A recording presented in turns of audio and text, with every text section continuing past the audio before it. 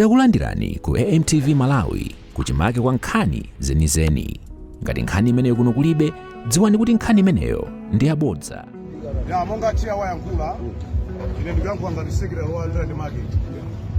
Ndi zomwe zikuchitika ndi zinthu zokwetika kwambiri. Utakuona mene mapano zopusa zenizeni. Makani mona akudusa mbali imodzi. Solo ndira ndamafanda azunguboza ambira ndele zawo. Utakuona panabwera minister pompano tangomva sunafe.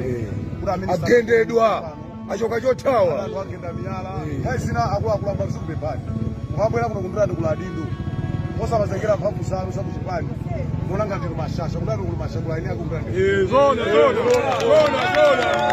teya azigendedwa ndemwango bwera kuno tiza agenda lero mumuli ku opposition mabwera mazalibemba kudusana awo bano yakwenda chia lero mungu nyamuka unoka kubwera basi komanso MCP bwereso kuna MCP kuna MCP ndikuikana kuikawana zikawo MCP ndikuikana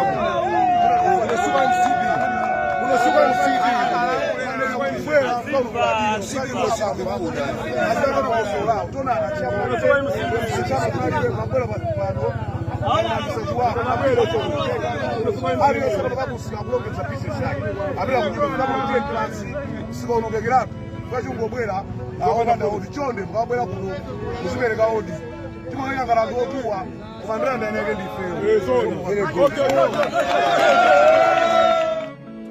Osaiwala kupanga subscribe ku channel ya AMTV Malawi.